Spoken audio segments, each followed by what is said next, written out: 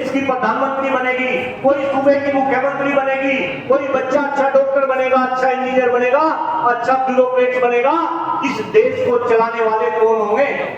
आप होंगे बेटा। आप में से कब योगी होंगे, आप में से मोदी होंगे, आप में से इंदिरा गांधी होगी, आप में से कल्पना चावला होगी मेरे बच्चों। इस वजह से ये 4 समस्या मैं आपके बीच में रख रहा हूं। पहली समस्या है इस देश का खराब होता हुआ पर्यावरण। मेरे साथ बोलेंगे सारे बच्चे। पहली समस्या है इस देश का खराब होता हुआ। दूसरी समस्या है हम सभी का खराब होता हुआ स्वास्थ्य।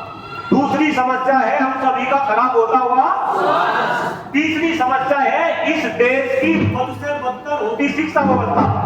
तीसरी समस्या है इस देश की बद से बदतर होती।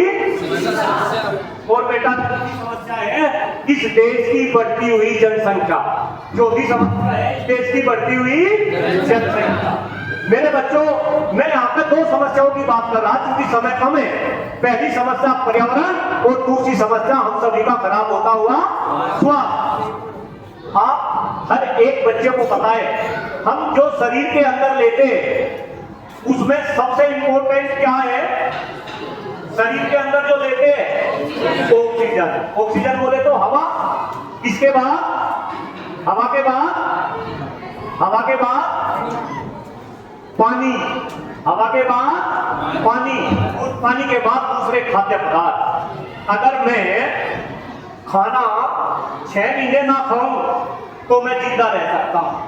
अगर मैं पानी 15 दिन ना पीऊं तो मैं जिंदा रह सकता हूं। लेकिन अगर हवा ऑक्सीजन 2 मिनट के अंदर ना जाए तो मैं जिंदा नहीं रह सकता। लेकिन मेरे बच्चों दुर्भाग्य है, हमारा दुर्भाग्य है आपका, आज हम जिस देश के निवासी है हिंदुस्तान के, आज हमारे देश की हवा सांस लेने लायक नहीं है। हमारे देश का पानी पीने लायक नहीं है। हमारे देश का खाद्यान्न जो हम खा रहे वो खाने लायक नहीं है। और इसका कारण है क्योंकि हमारे देश का पर्यावरण बिल्कुल खराब हो चुका बेटा। आया ना? मैं आपको बताऊं, एक आपका देखा जा रहा क्योंकि धूप हो रही, ज्यादा देर बात नहीं करनी। जब से देश आजाद हुआ तब से लेके अब तक इस देश से 70% पक्षी क्या हो गए? गायब हो गए, लुप्त हो गए बेटा। आप देखो, जब मैं छोटा बच्चा था आप कैसा था? गांवों के अंदर कौवे, चिड़िया है, मोर कई बार रात को घेर के अंदर सोते थे तो सुबह पता चला चारपाई के पास मोर डांस करते हुए नजर आते थे। अब सब कुछ क्या हुआ? खत्म हुआ। और वे पक्षी खत्म इस वजह से हो गए क्योंकि हमारे देश का वातावरण उनके लायक नहीं रहा। हमारे देश में बहुत सारे पक्षी विदेशों से भी आते थे, अब उन विदेशी पक्षियों ने भी हमारे देश में आना बंद कर दिया। और बेटा ध्यान रखे, ये पक्षी भी जीव थे, हम भी जीव हैं। अगर ये पर्यावरण ऐसे ही खराब होता रहा तो आने वाले टाइम में पक्षियों की तरीके से हम भी क्या होना शुरू हो जाएंगे? खत्म होना शुरू हो जाएंगे। छोटे बच्चों, हम खत्म होना शुरू हो रहे। मैं तो देखता हूं, आपको भी ये देखने को मिलता होगा, जितना अच्छा स्वास्थ्य बाबा जी का है उतना अच्छा स्वास्थ्य पिताजी का नहीं है। जितना अच्छा स्वास्थ्य पिताजी का है उतना अच्छा स्वास्थ्य हमारा नहीं है। और जितना अच्छा स्वास्थ्य हमारा है आने वाली पीढ़ी का स्वास्थ्य और खराब होगा। तो स्वास्थ्य के मामले में हमें ऊपर जाना था या नीचे आना था? ऊपर जाना था, स्वास्थ्य सही होना था। ये स्वास्थ्य खराब क्यों है? इसके पीछे भी कहीं ना कहीं मेरे बच्चों क्या है? पर्यावरण है, खराब होता हुआ पर्यावरण है। अभी देखो, आपने किसी बच्चे ने AQI का वर्ड सुना? AQI सुना है किसी बच्चे ने? AQI बोले तो एयर क्वालिटी इंडेक्स। AQI बोले तो एयर क्वालिटी इंडेक्स। गूगल बाबा यूज करते होंगे ना बहुत सारे बच्चे बच्चियां? गूगल बाबा जानते हो? गूगल बाबा कौन बच्चा बच्ची गूगल बाबा यूज करते हैं? आप ऊपर करो। कई सारे बच्चे बच्ची गूगल बाबा यूज करते हैं। गूगल बाबा पे क्वेश्चन टाइप करके देखना कि पूरे विश्व में सबसे प्रदूषित शहर कौन से है। जब आप वो लिस्ट देखेंगे तो आपको पता चलेगा कि जो लिस्ट आएगी वो टॉप 10 शहरों में से 7 शहर किसके हैं। हिंदुस्तान के है, हमारे देश के है। आप गूगल बाबा पे टाइप करके देखना कि पूरे विश्व में सबसे प्रदूषित किस देश की राजधानी है, तो आपको पता चलेगा वो हमारे देश की राजधानी नहीं, दिल्ली है। गलत हो रहा ना? पर्यावरण को बचाना है ना? पर्यावरण को बचाना है, हाँ या ना? पर्यावरण बचेगा तभी हम बचेंगे, सब क्या हो जाएगा मेरे बच्चों? धीरे धीरे खत्म हो जाएगा। इस पर्यावरण को बचाने का सबसे अच्छा तरीका पता है ना? हमें क्या करना पड़ेगा? पेड़ लगाने पड़ेंगे। क्या करना पड़ेगा? पेड़। और पेड़ भी कौन से पेड़ लगाने पड़ेंगे? असली पेड़ लगाने पड़ेंगे। कौन से पेड़? असली पेड़। कौन से असली पेड़? सबसे अच्छा पेड़ कौन सा? पीपल। किसने बोला? जोरदार ताली बच्चे के लिए। जानते हैं बच्चे, हम बहुत सारे बच्चे अच्छी बात। सबसे अच्छा पेड़ कौन सा? पीपल। पीपल के बाद नीम। और एक पेड़ और है अच्छा जो मैं लगाता हूं, कौन सा? बरगद। कौन बोला बरगद? भाई भाई, इस बच्चे के लिए भी जोरदार ताली। ताली बजाओ, अरे ताली बजाओ। ये देखो, तो 3 पेड़ असली पेड़ है, बरगद, नीम और पीपल। और बेटा ये बात मैं आपसे इस वजह से कर रहा क्योंकि मैं भी पिछले 15-20 साल से बरगद, नीम, पीपल के पेड़ लगा रहा हूं। और मैं इतने पेड़ लगा दिए, आप में से कई सारे बच्चे 10+2 करने के बाद ग्रेटर नोएडा आएंगे। कहाँ आएंगे? ग्रेटर नोएडा।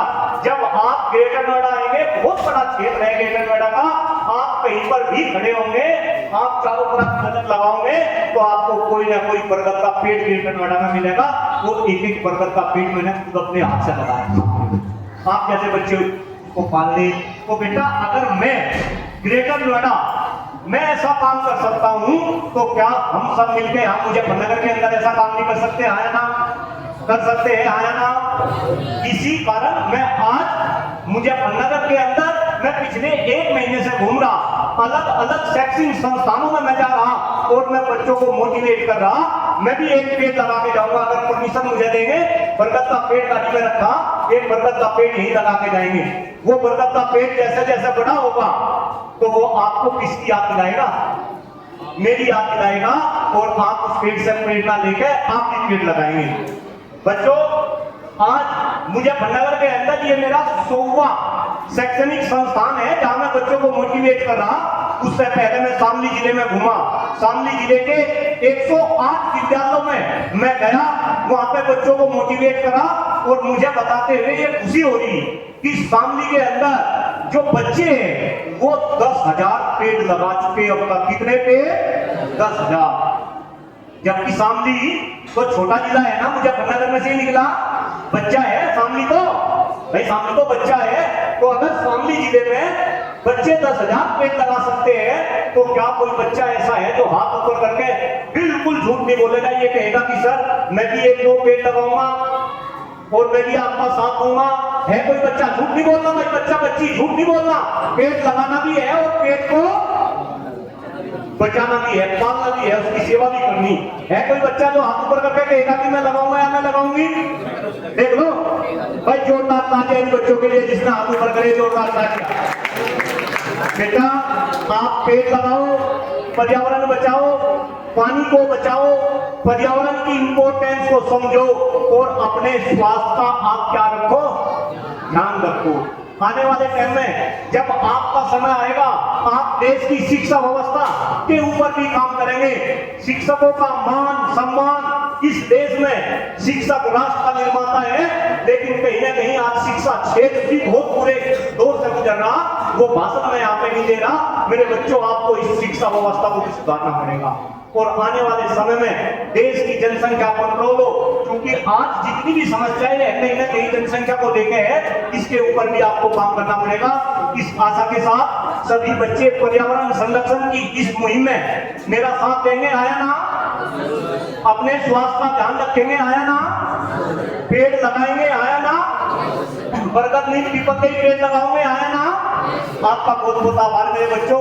जितने शिक्षक भाई बहन मुझे सुन रहे, आपका भी बहुत बहुत धन्यवाद। आदरणीय बहन जी ने मुझे आपके सामने बोलने का, अपने विचार रखने का समय दिया। सभी का बहुत बहुत आभार। जय हिंद, जय भारत, भारत माता की जय। एक नारा लगा दोगे मेरे साथ? एक नारा लगाओगे? जोश के साथ मैं कहूंगा पेड़ लगाओ, आप कहोगे जीवन बचाओ। क्योंकि बेटा ये जीवन तभी बचेगा जब पेड़ लगेंगे। मैं बोलूंगा पेड़ लगाओ, आप कहोगे जीवन बचाओ। मैं बोलूंगा हम सबने ये खाना है, आप कहेंगे पृथ्वी को स्वर्ग बनाना है। ये पृथ्वी स्वर्ग कब बनेगी? जब पेड़ लगेंगे। चलो मेरे साथ राइट हैंड है ऐसा मुट्ठी बंद करके पेड़ लगाओ, पेड़ लगाओ, पेड़ लगाओ। हम सबने खाना है, हम सबने खाना है, हम सबने खाना है।